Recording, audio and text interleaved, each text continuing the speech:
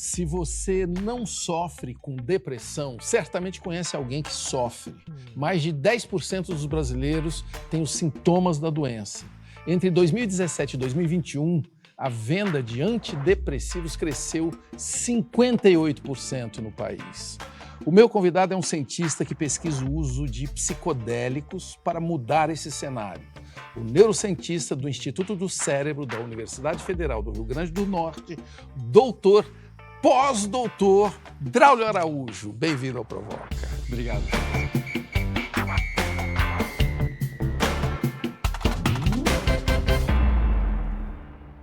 Este aqui é o Provoca, em rede nacional de televisão, nas plataformas da TV Cultura, YouTube, X, Facebook e também em podcast no seu tocador preferido. Você ainda pode participar da nossa rede, é só entrar no canal Provoca do YouTube e clicar em Comunidade.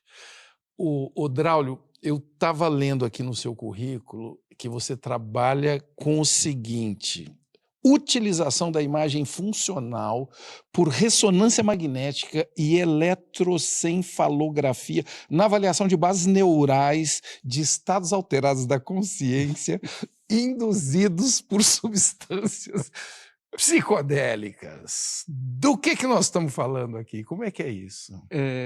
Taz, eu sou físico, né, de formação, Sim. mas sempre fui um aficionado pelo cérebro.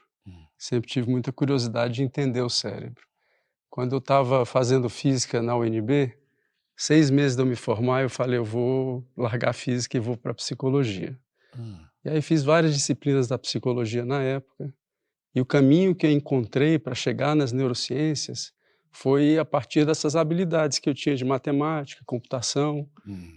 E aí eu passei a dominar certas técnicas, que são essas que você falou aí. Que é de imagens do cérebro. Imagens funcionais do Funcionais cérebro. do Então, cérebro. qual é a diferença? Quando você faz um exame por ressonância magnética, por exemplo, do joelho ou do cérebro, Tá, você está interessado em ver mudanças anatômicas. tá. O que esse tipo de técnica permite é você ver mudanças do funcionamento desses órgãos, só que de maneira não invasiva, em outras palavras. Sim. Eu consigo avaliar certas características de funcionamento do cérebro, Tá. sem precisar abrir o cérebro. Como que é possível ver o cérebro funcionando? Depende da técnica, mas de forma geral, o cérebro é um órgão que tem uma característica diferente de outros órgãos, que é a habilidade de se comunicar por corrente elétrica.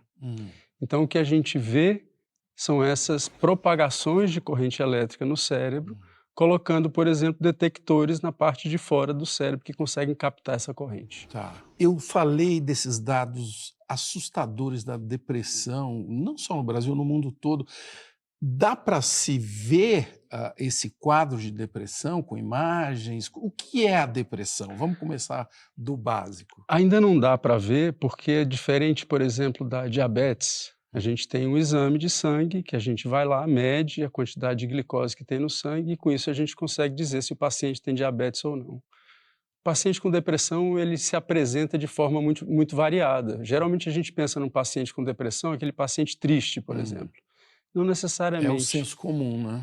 Não necessariamente. O paciente pode se apresentar com raiva, pode se apresentar com tristeza, mas pode se apresentar de outras formas. Tem pacientes com depressão que você vê Que não, super alegre. que não tem, aparentemente não está acontecendo nada. Aparentemente não está acontecendo nada, e quando você vê o diagnóstico, você fala, esse paciente tem depressão. Então, como é que é feito o diagnóstico hoje?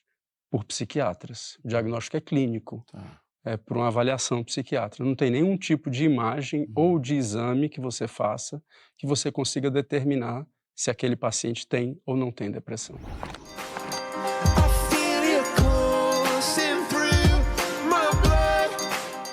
Me fala um pouco desse lugar que vocês pesquisam, né, esses quadros, e que substâncias, aí eu vou usar a palavra psicodélicas, que estão sendo testadas para o tratamento da depressão. Basicamente duas. A gente tem trabalhado muito com ayahuasca, que é uma invenção indígena, cuja substância psicodélica que tem na ayahuasca se chama NN-dimetiltriptamina, ou DMT. Então a gente trabalha com a ayahuasca, que é uma formulação que tem a DMT dentro dela, ou a DMT isolada. Sim. Então o que a gente começou a fazer foi a partir dos efeitos da ayahuasca ou da DMT, a gente tentar entender o que ela fazia no cérebro humano. A gente começou a trabalhar muito com pacientes que têm um quadro específico, que são pacientes com depressão resistente ao tratamento. Isso é um termo técnico. O que isso significa? São pacientes que já tentaram pelo menos 2 medicações antidepressivas e não responderam.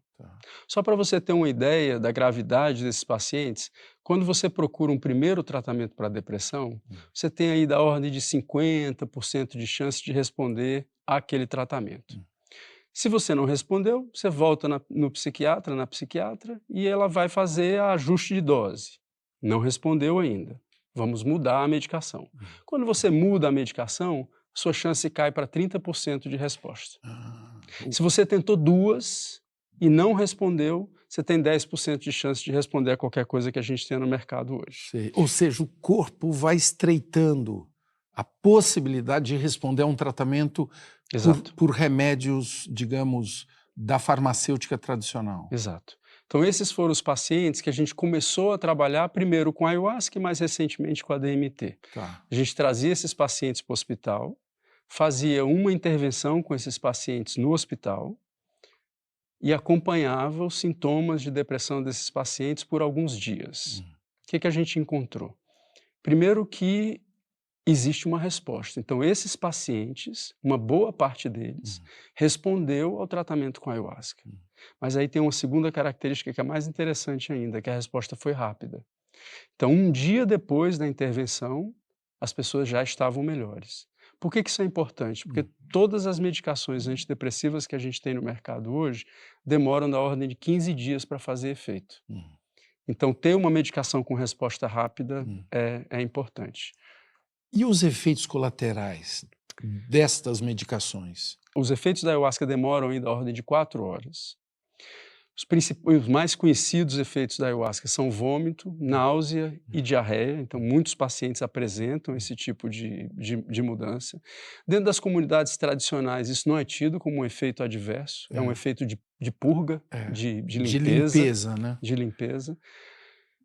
E os efeitos, eu diria, mais importantes da ayahuasca e das substâncias psicodélicas são essas experiências psicológicas e do campo emocional mesmo. Que a gente tinha, por exemplo, alguns pacientes que chegavam para a gente e diziam: olha, nessas 4 horas que eu estou aqui com vocês, eu me senti como que fazendo 4 anos de terapia. Ou eu odiei a experiência, pelo mesmo motivo que eu odeio terapia.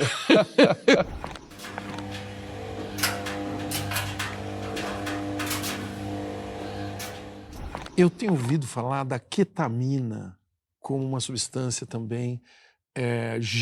Se você entra na internet, principalmente nos Estados Unidos, o tratamento, você pode se internar numa clínica e ter uma experiência. Que substância é essa? E você está considerando também essa substância nas pesquisas? A cetamina é uma substância utilizada tipicamente como anestésico por muitos anos. Então, cetamina, não ketamina. Ketamina é um nome no meio do caminho entre português e inglês. É ketamine em inglês e cetamina em português.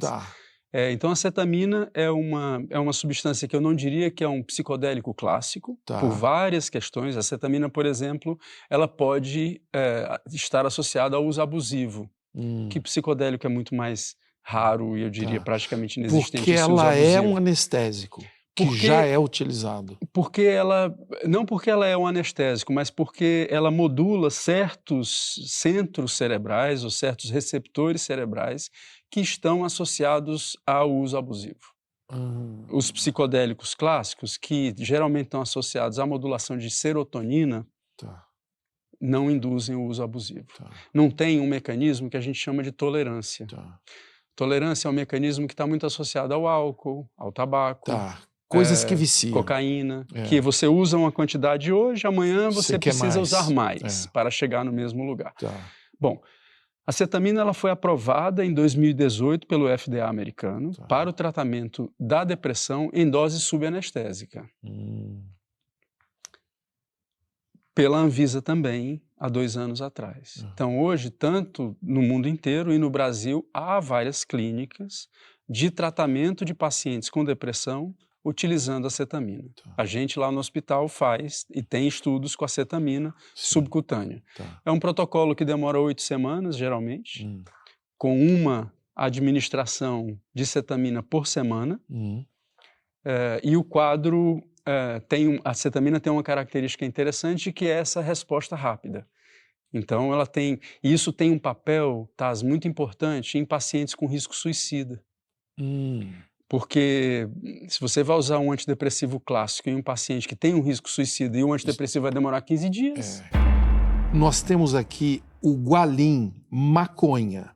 Pode desencadear efeitos psicóticos? É difícil a gente fazer essa relação, mas o que se sabe hoje é que a maconha tem uma característica de induzir surtos psicóticos com talvez uma maior probabilidade do que os psicodélicos.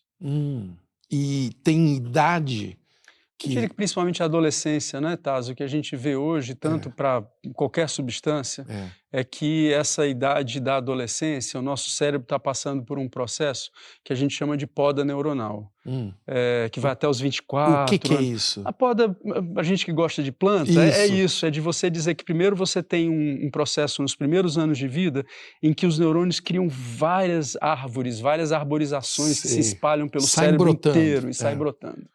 E aí depois a gente passa quase 20 anos da nossa vida fazendo podas do que importa. Certo, escolhendo os caminhos. Isso, exato. Não é à toa que na adolescência você vê muita transformação de personalidade, é muito comum esse tipo de fenômeno. Você vai testando, né, várias experiências, vamos dizer. Ou seja, não é recomendado. Não seria recomendado.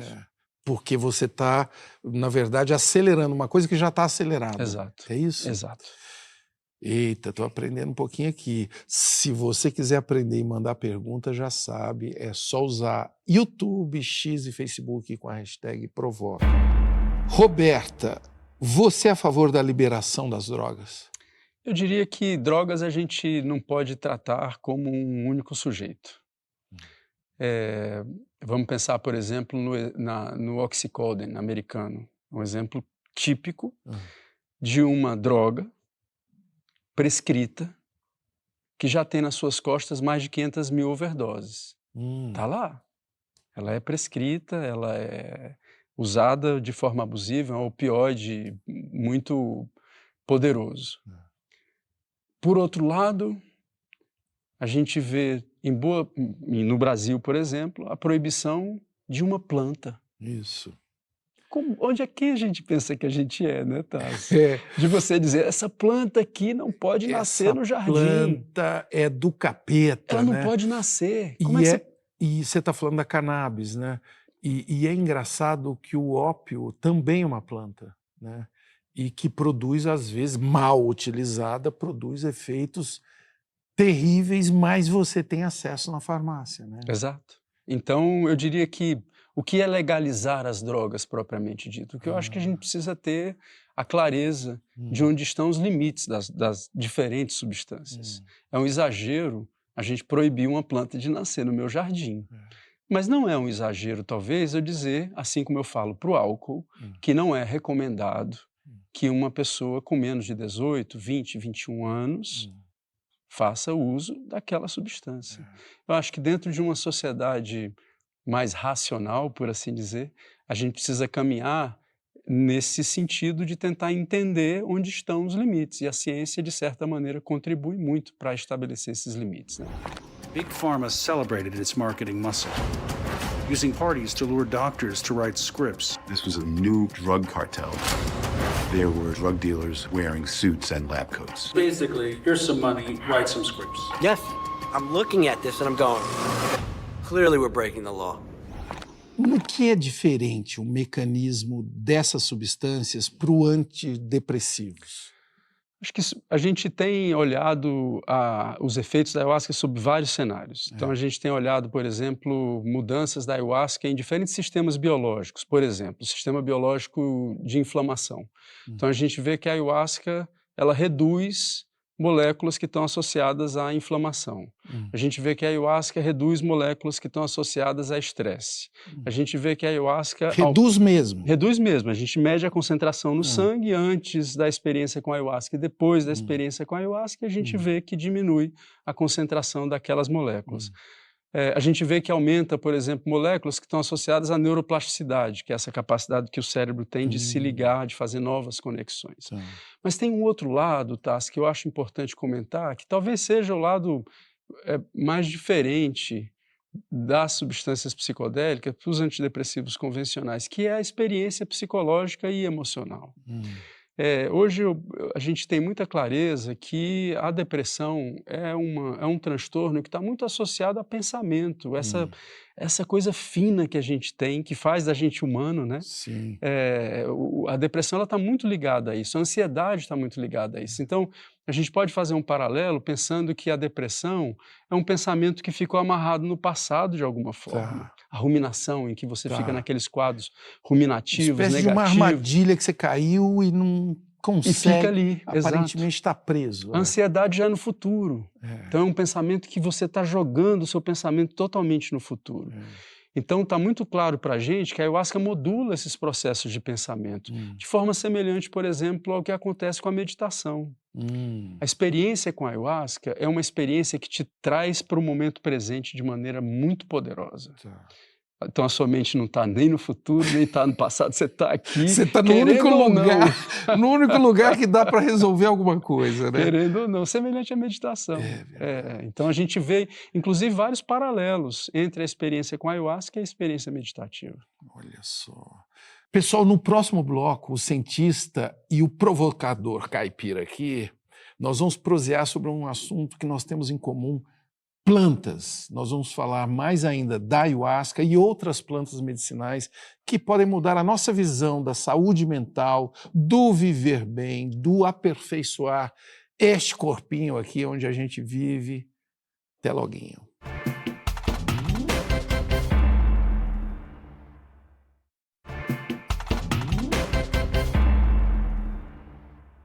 Quando os europeus aqui chegaram, Pero Vaz Caminha escreveu ao rei de Portugal assim: nesta terra em se plantando tudo dá. Os povos indígenas que estavam aqui já cultivavam plantas para curar há pelo menos assim por baixo alguns milênios antes. A pesquisa do meu convidado, o neurocientista e professor da UFRN, Draulio Araújo, resgata parte dessa sabedoria ancestral. Ô Draulio, a ciência está descobrindo coisas que os indígenas, os povos originários já sabiam há muito tempo atrás? Com certeza. Agora também a ciência fala da mesma coisa usando outra linguagem, né? Então eu diria que o que a gente está fazendo, de certa forma, é traduzir esse conhecimento que já existe usando uma outra linguagem. E eu quero começar antes com a linguagem deles, né? Ayahuasca, essa palavra, ela tem que origem? Essa palavra é do Quechua, que é uma língua que era falada por ameríndios, que é a origem da ayahuasca, e ela significa a videira das almas ou a videira dos mortos. Dos mortos. Fazendo referência a uma das plantas que você utiliza para produzir a ayahuasca, que é um cipó. O cipó. É a planta dos mortos. Videira, né? A videira. A videira. E por que dos mortos? Porque a ayahuasca e outras substâncias psicodélicas fazem essa relação com o mundo dos mortos. A experiência com a ayahuasca, ela muitas vezes é sobre a morte, sobre a sua ou sobre mortes de outras pessoas. Sobre entender a vida, na verdade. Sobre entender a vida, exatamente. E a morte, obviamente. Então, acho que a experiência com a ayahuasca, ela não é à toa que ela é utilizada como sacramento por diferentes religiões.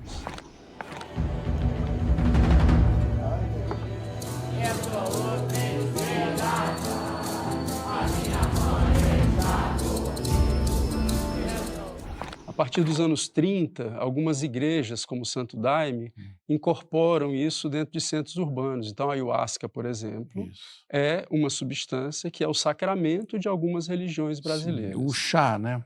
O chá é uma formulação, é uma invenção indígena maravilhosa, isso. né?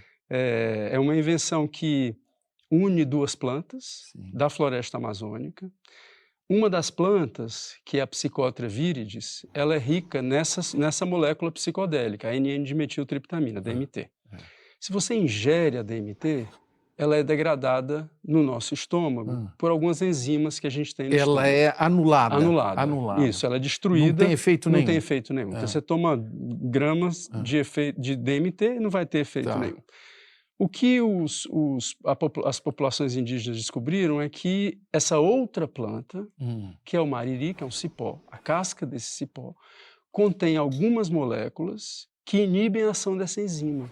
Então, quando você mistura essas duas coisas, você tem um preparo líquido que protege a DMT de ser destruída no estômago e, com isso, faz o efeito no sistema nervoso central. Que coisa sofisticada. Sofisticadíssima. Né? Tem gente que te acha assim um xamã moderno, contemporâneo. Como que você reage a isso? Eu acho que não, né, Taz? Eu sou um cientista movido pela curiosidade, pelo poder da descoberta e pelo respeito. Sim. Acho que talvez esse seja um diferencial do grupo de forma geral, né?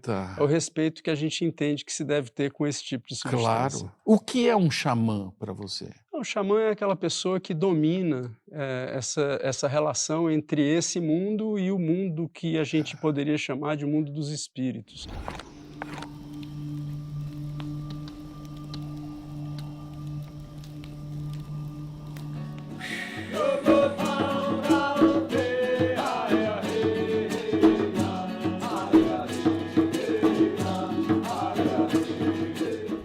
O que te levou até a primeira experiência com a ayahuasca?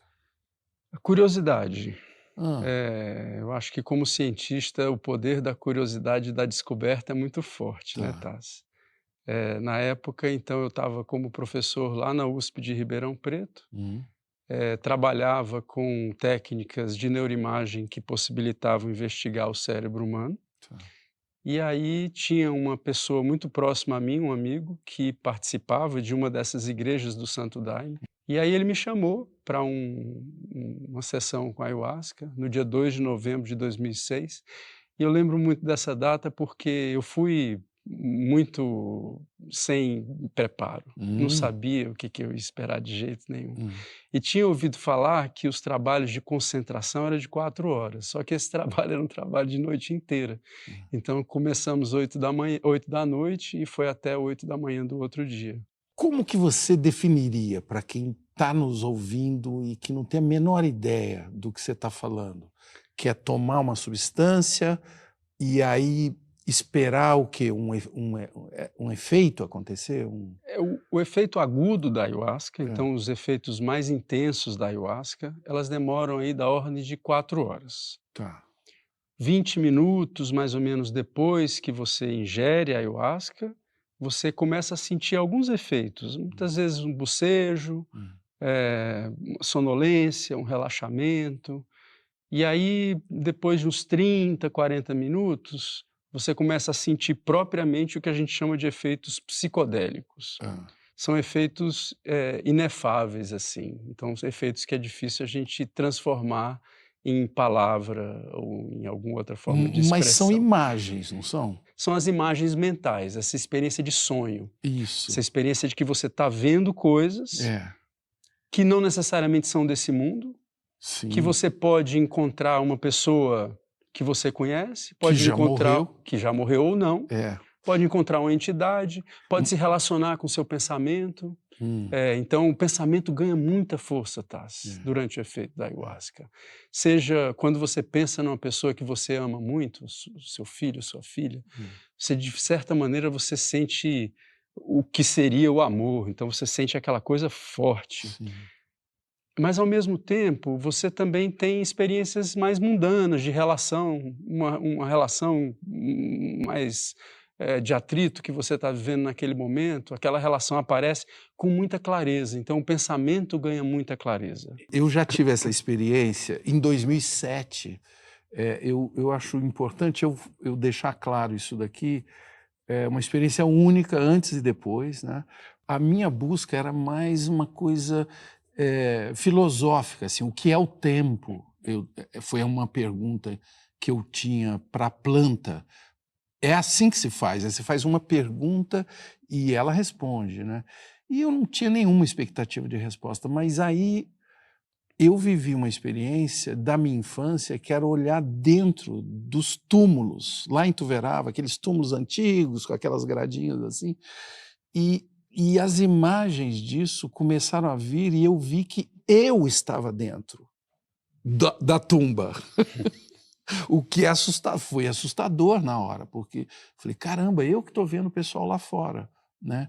Mas eu era a criança que ficava olhando lá dentro. E aí encontrei uma galera, assim, todos, inclusive o meu irmão, que já se foi de AIDS nos anos 80, encontrei um monte de gente que já morreu e tivemos um encontro muito afetuoso, muito divertido até. Ficamos gargalhando um pouquinho ali. Que experiência é essa, doutor? Me diga. É a videira das almas.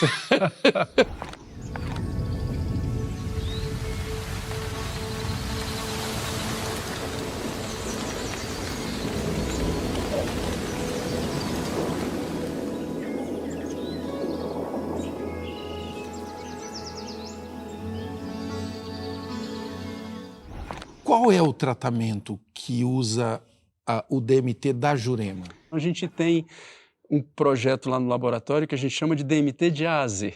Sei. Então a gente tenta entender, por exemplo, a função da DMT na Jurema, a gente tenta entender o papel de efeito antidepressivo da DMT em pacientes com depressão. Isso está em início. Está em início. A gente fez os primeiros 14 pacientes no final do ano passado.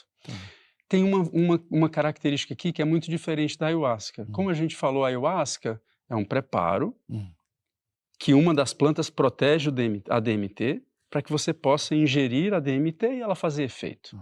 Então, como é que a gente trabalha com a DMT isolada, essa DMT que vem da Jurema? A gente tem que fazer uma outra via de administração. E lá agora, no hospital, a gente está fazendo pela via inalada.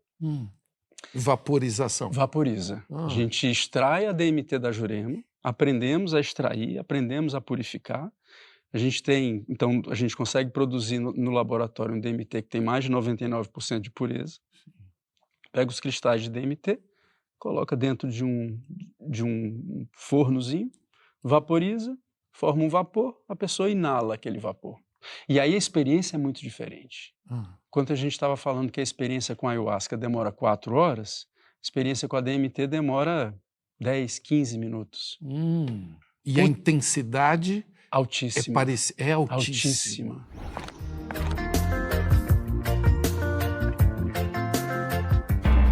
Vinícius Tardim, uso diário de psilocibina em pessoas sem patologia é danoso à saúde?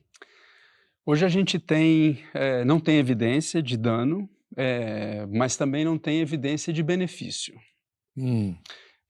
Existe um risco potencial do uso constante de psilocibina, que é um potencial cardiotoxicidade. Então, a psilocibina, ela atua sobre certos receptores de serotonina e alguns desses receptores modulam a atividade cardiovascular. Então, existe um risco potencial de um uso continuado de psicodélicos. Que esse é o que se encontra em cogumelos. Esse é o que se encontra em cogumelos mágicos. Exato. Paola Sampaio, eu já ouvi que os cogumelos psicodélicos, quando utilizados em tratamento controlado por especialistas, podem virar uma chave para a pessoa sair da depressão profunda. Isso é mesmo possível? Ela pergunta. E se for, existe uma chance desse tratamento ser liberado pela Anvisa? Está vindo. Então, acho que esse ano é um ano muito importante para a ciência psicodélica e para a medicina psicodélica nessa renascença, ou seja, nesse novo momento de pesquisa com substâncias psicodélicas. É muito provável que em 2024 o FDA americano aprove a primeira substância psicodélica para tratamento de estresse pós-traumático. Qual seria? MDMA, que é o êxtase. E já há estudos bastante avançados com a psilocibina nos Estados Unidos para tratamento de depressão. Então, eu diria que no próximo ano existe uma alta probabilidade da psilocibina também ser aprovada pela FDA americana como uma alternativa para tratamento de depressão. E aí isso chega no Brasil.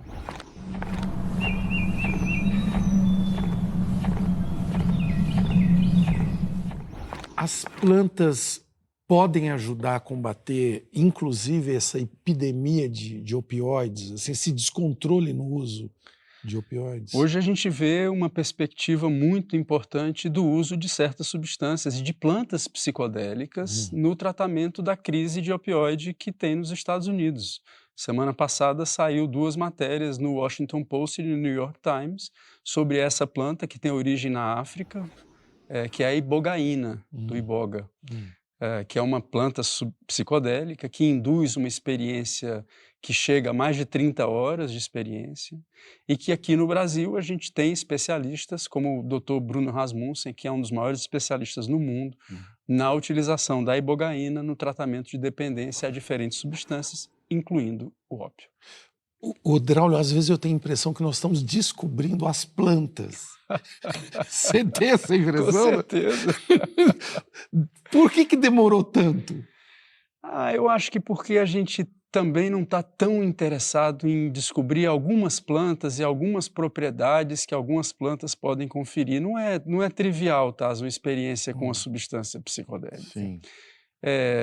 Não é uma experiência que... É uma experiência transformadora, não é à toa que ela foi proibida. De onde vem a proibição das substâncias psicodélicas nos Estados Unidos? Da onde vem? Da transformação que elas promovem. Enquanto você tem, por um lado, um grupo de pessoas vendendo arma e comprando arma, fazendo guerra na Coreia, no Vietnã... E ganhando muito dinheiro. ganhando muito dinheiro com isso. Por outro lado, você tem um pessoal dizendo, gente, vocês estão tudo doido. Paz e amor, paz pessoal. e amor. É. Quem está certo nesse jogo? Quem Thales? está certo, hein? Quem está certo? Me diga. Será que precisamos responder essa? Acho que não. Eu vou tentar responder no próximo bloco, porque eu quero gastar mais tempo com a mente do meu convidado, o neurocientista Draulio Araújo. Será que o cérebro dele é realmente psicodélico? Nós vamos lá na raiz de onde nasceu esse rapaz. Até mais.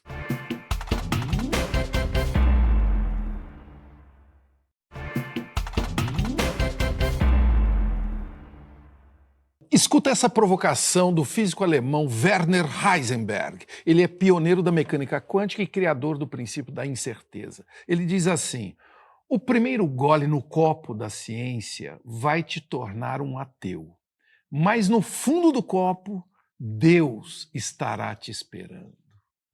O meu convidado, o neurocientista Draulio Araújo, é físico como Heisenberg. E aí, ô Draulio, você já encontrou? Acho que eu já dei 3 goladas nesse copo. Você já deu um gole e uma olhada lá no fundo. O que você viu? Taz, quando a gente faz física, ela lhe dá a possibilidade da gente contemplar como a natureza é linda. De que forma? Então, vou te dar um exemplo. Uma das coisas que a gente encontra na física é o que a gente chama de lei da gravitação. O que é a lei da gravitação? É o descrever matematicamente como que um corpo com massa atrai um outro corpo com massa. E aí isso dá uma fórmula que diz que ela é inversamente proporcional a r². Isso. É 2 isso aqui. Teve um cara que já me... Por que não é 2,17? Por que não é 2,70? Mediram 17 zeros depois desse 2. E é 2. E é 2 É mesmo. 2. Então a física dá a possibilidade para a gente olhar para esse mundo e dizer, caramba, como é perfeito. Se não fosse 2, nada existiria. Já pensou? Se fosse 999, não é. Dançou. O que isso te disse quando você tem esse tipo de insight, assim? Porque é um raciocínio que nós poderemos chamar de racional. Não tem nada a ver com copo, Deus no fundo do copo. Eu acho que é contemplar a perfeição. Acho que é isso que esse tipo de raciocínio lógico leva a gente a contemplar num outro nível. A gente pode contemplar a perfeição vendo o pôr do sol, Sim. vendo uma planta crescer, Sim. entendendo. Então, à medida que você vai fazendo ciência, Tá. você vai começando a compreender aqueles processos que dão origem à vida, Sim. que dão origem à luz, que dão origem a um processo que acontece numa estrela, e um processo que faz com que esse 2 seja 2. Mas isso se aproxima do jeito, inclusive, que você está descrevendo, de uma experiência religiosa, né? Você diria que ciência e religião estão convergindo? Não, eu diria que não, porque a religião, ela se aproxima de um argumento que é muito difícil da ciência aceitar. E daí que vem a dificuldade da religião, eu diria, que é o argumento da fé. Você não precisa ver para você crer. Tá. Você crê para você ver. O que a ciência tem tentado fazer, talvez, é descrever algumas experiências que têm origem no que a gente chamaria de religião. Experiências espirituais, por exemplo, de transcendência. O que é uma experiência espiritual? É uma experiência em que você transcende esse status de realidade que a gente vive aqui. Então, a partir do momento que você tem essas experiências de transcendência, o que a ciência tem tentado fazer é descrever um pouco melhor. Seja eu falando, seja fazendo a imagem do cérebro. Qual foi a experiência mais radical de transcendência que você já teve? Sobre psicodélicos, com certeza. Qual deles? Ayahuasca. Ayahuasca, eu acho que é o psicodélico que a minha relação com ela é de uma relação de profundo respeito às comunidades que inventaram essa tecnologia, pelo caminho pela transcendência que isso se abre, de perceber que, no fundo, o que todas as religiões estão falando é a mesma coisa que a meditação está falando, é uma prática. É uma prática de você conseguir ficar no presente. Essa é a transcendência.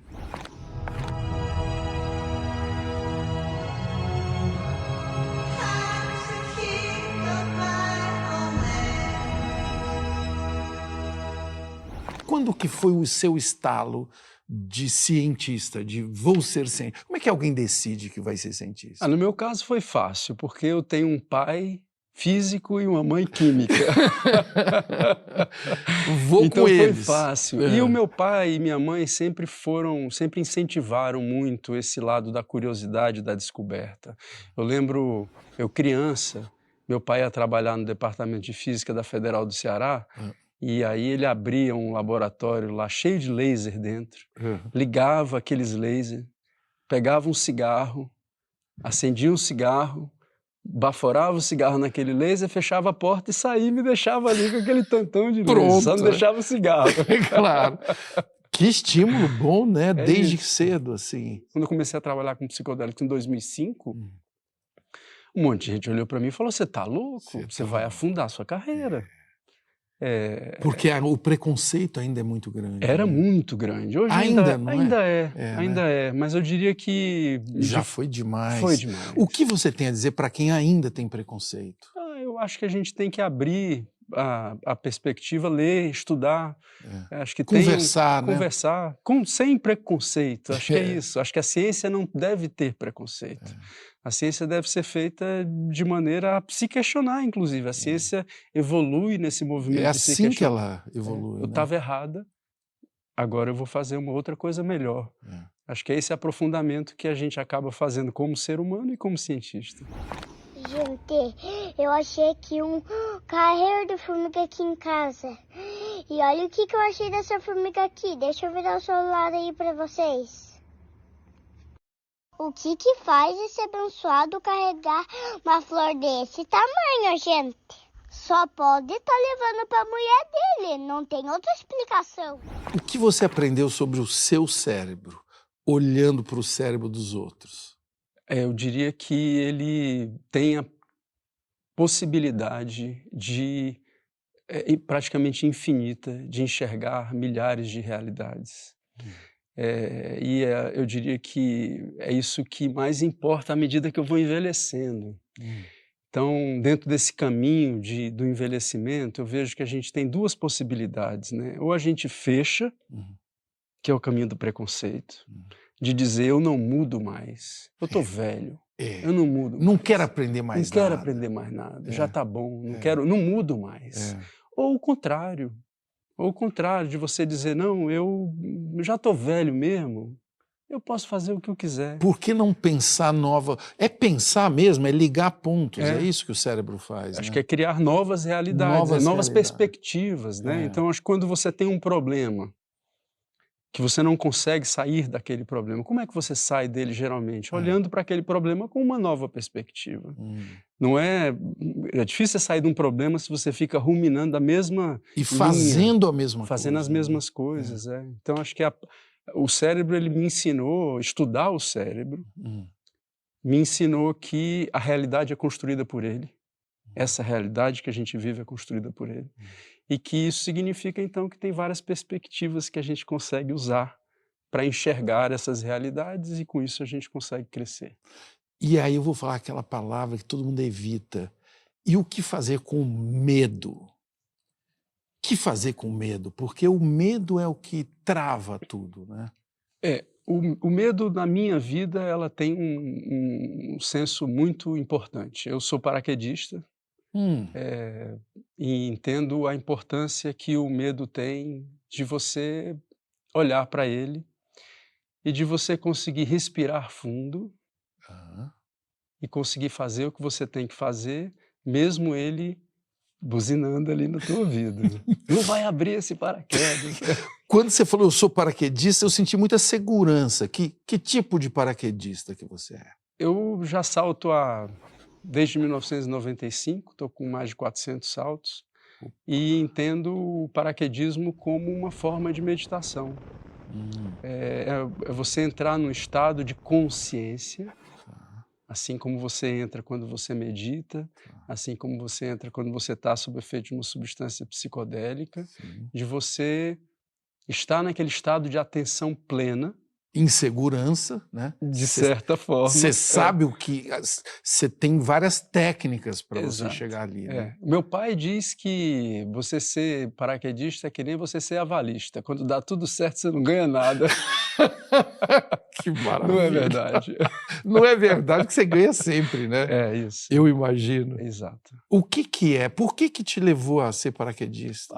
Esse traço Exatamente de aventura, da isso. curiosidade, da descoberta, é esse traço Do limite, né? do limite. E esse estado de consciência. Eu tenho eu sou muito provocado por estados de consciência, por entender que eu tenho estados, eu consigo eventualmente manipular o meu medo, eu consigo conviver, não manipular, eu consigo conviver com o meu medo, eu consigo conviver com as pessoas, eu consigo conviver com as coisas. Ensina. Como é que se convive com medo? Faz um salto de paraquedas.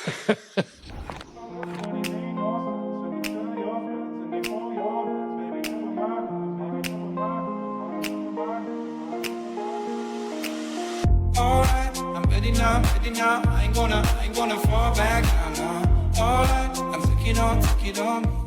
Que imagens que você tem da sua infância em Fortaleza? Eu diria que a minha infância e a adolescência, ela foi muito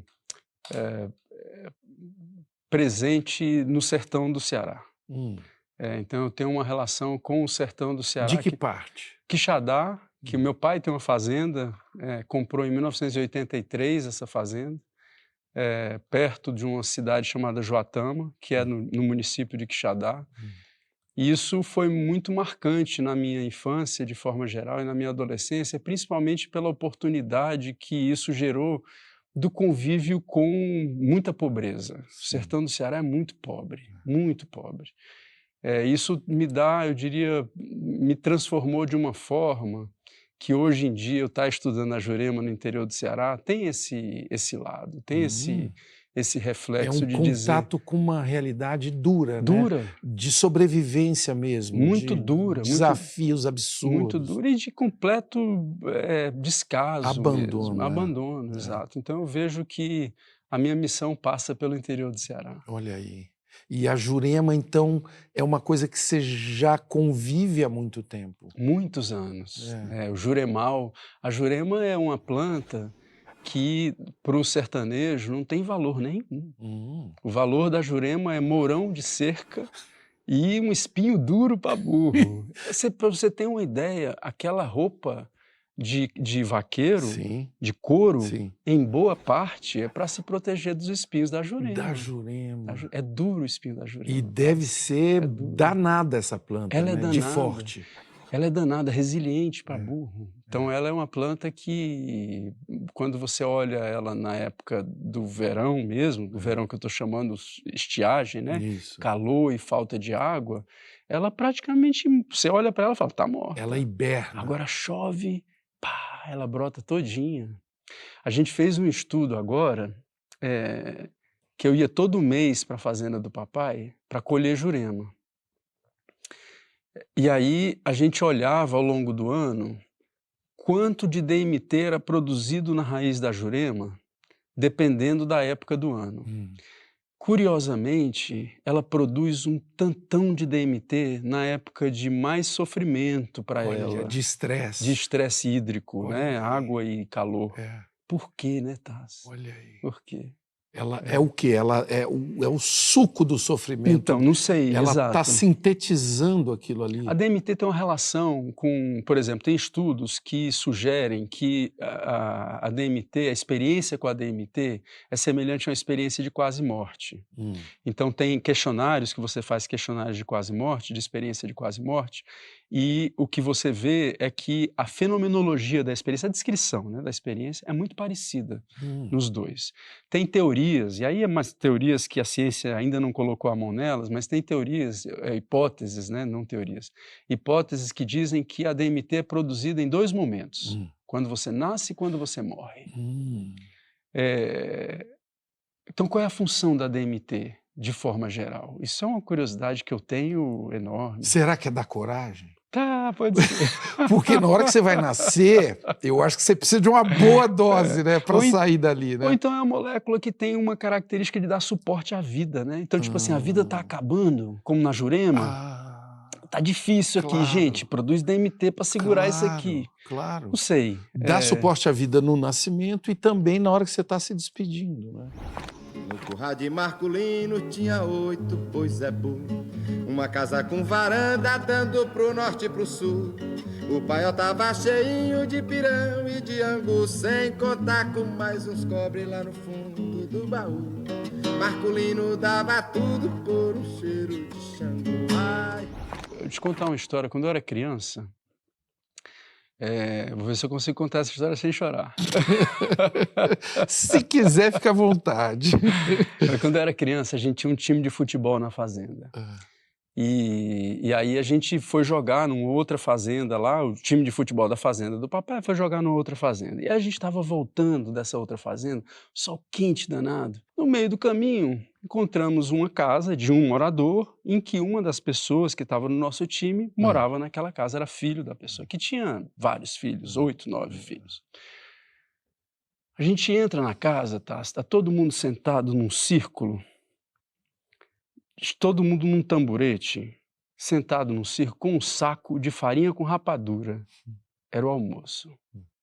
Passando o saco de mão em mão, chega o Draulio, filho do dono da fazenda, que tem o que comer em casa. O que ele fez? Puxou um tamborete pro Draulio. Ele não é um filho do dono da fazenda, ele é uma criança com fome. Eita. E aí ele me dá a farinha com rapadura, divide a farinha com rapadura comigo. Esse é o povo sertanejo. Se 1 milhão de vidas eu tivesse para escolher onde nascer, eu voltaria a ser nordestino e ainda torno a dizer que o Nordeste é o que eu tenho, onde muito pude aprender. E como diz um bom poeta, quanto mais sou nordestino, mais me orgulho de ser. Você agora, Draulio, está passando por uma poda neuronal histórica que é a sua filha adolescente. Conta aí, como é que tá isso? Ela é uma bênção. A Lara é ela trouxe a oportunidade de, concretamente, eu conseguir saber definir amor, né? De que forma racional. É quando você deseja mais o bem do outro do que o seu próprio bem. Então é quando você de fato se entrega para aquilo lá e diz, é você.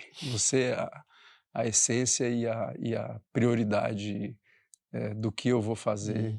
É uma oportunidade que a gente tem de de tentar fazer o bem, né? De passar esse exemplo, de dizer, bom, o que é o bem, né? O que é o bem, o que é dentro dessa lógica do sertanejo que a gente estava falando, né? Como é que ela pode contribuir para isso? Como é que eu posso trazer para ela essa realidade que eu vivi e que eu acho tão importante dessa missão que a gente tem de reduzir o sofrimento dos outros, né? Então eu vejo que essa é a minha maior missão.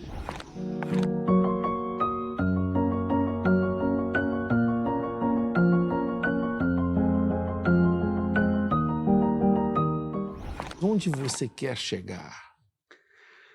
Taz, eu diria que onde eu quero chegar não é o mais importante.